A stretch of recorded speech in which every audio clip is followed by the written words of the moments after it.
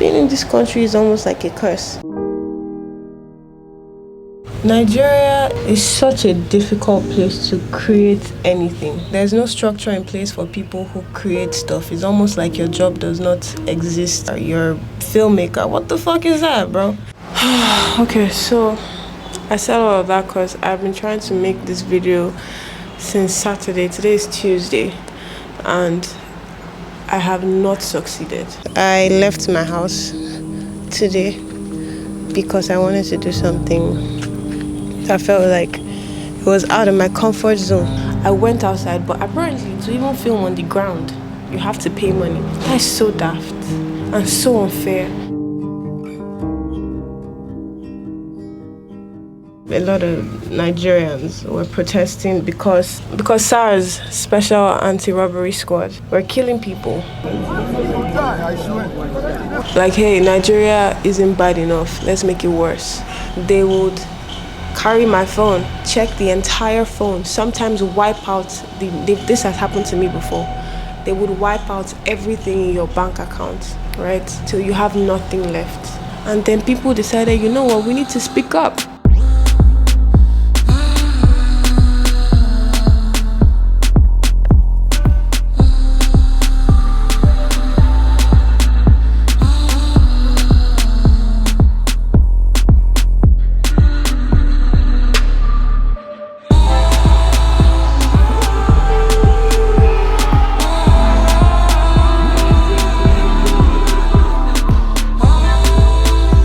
On my first protest, I went for the first one, went for the second one, went for the third one, went for the fourth one. After the fourth one, I just couldn't. I broke down. I was incredibly sick. I was scared it was COVID.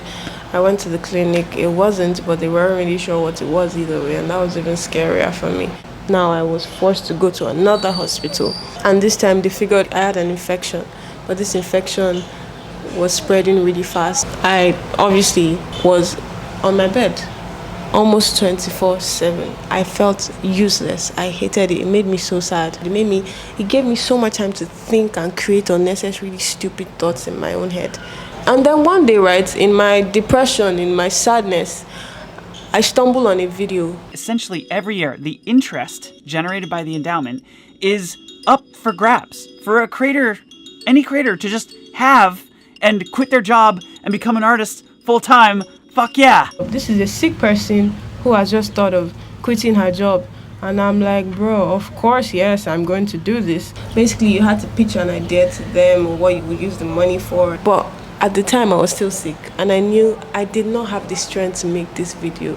I did not have any ideas. I've never applied for anything. And I saw it when it was about to close. The deadline was almost near. And like, I think the day before it was about to close, I just like sat on my bed and I just talked. So my pitch was basically this, right? Sometimes I imagine how much fun a lot of young people in my country would have if they had the right resources or support to create whatever it is they wanted to create. Because it's so hard to even create in Nigeria. It's so hard. There's so many things holding you back. But I really still want a situation where there's almost no limitations. If we were in an environment that allowed us to experiment, fail, and restart till we get it, what would we be doing? If you give me this money, what I'm basically going to try and do is enable other people around me, other people in my country, to have access to easier things, easier equipment, easier ways of creating their content.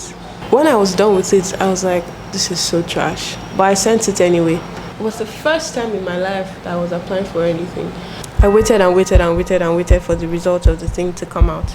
That wait was so scary, but I feel like that's the most important wait I've ever needed in my life because it taught me how to be patient. At some point I was like, should I wait for this before I quit my job? That would have been smart, right? But I just didn't see the point, because even if I didn't get it, I was going to quit anyway, so might as well. On Friday, last Friday, the results came out, and I opened the website, and guess what? It wasn't my name. I didn't win it. Duh. I didn't get the $50,000, but like the person that got it makes comics, animation, and he's really good. His application was brilliant. He's a Nigerian as well. He's a Nigerian that I would assume lives abroad. He's also like an established guy to some extent. Right after I saw Uche's application, I was like, oh fuck, fair enough. I was going to close the website when I saw my name right there, Eniola Korty Olariwaju, right there, and my name was second. And I went through the other applications. They were so brilliant, and I was just there saying, give me money, give me money. But I was still second on that list, and I was like, what the fuck?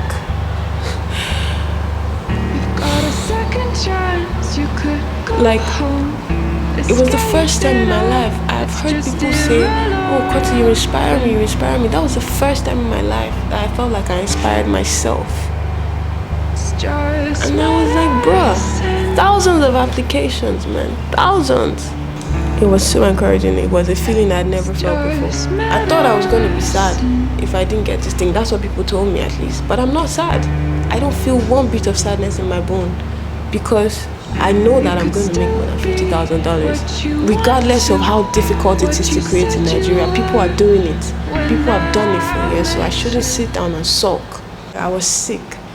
I sent that application, my first ever in my life, and I promise you I'm going to send a shitload of applications this year. I am gradually understanding how a lot of things work, and I'm understanding that it cannot be smooth. You can just do things that will make it easier, but like it can't be smooth all through.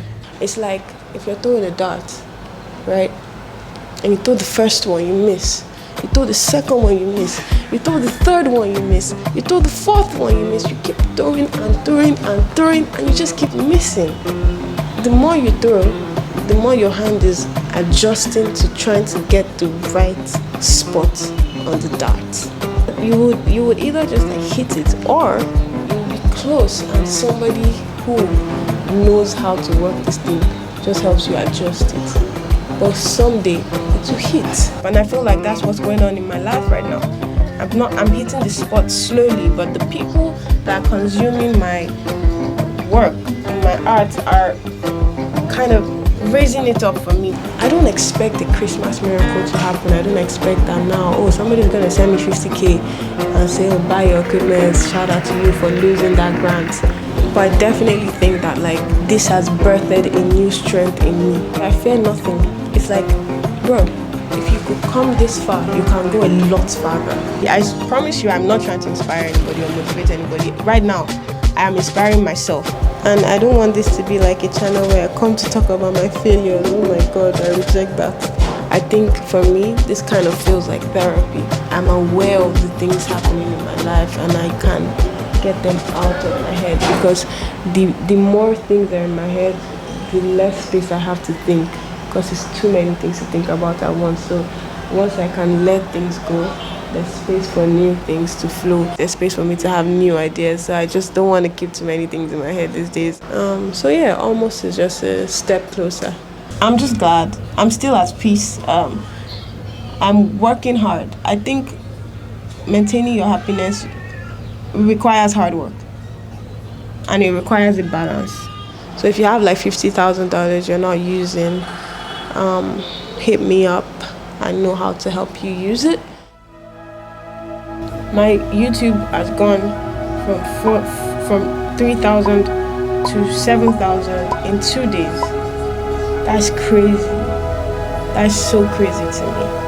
I feel a drive, baby. Yeah. Bye.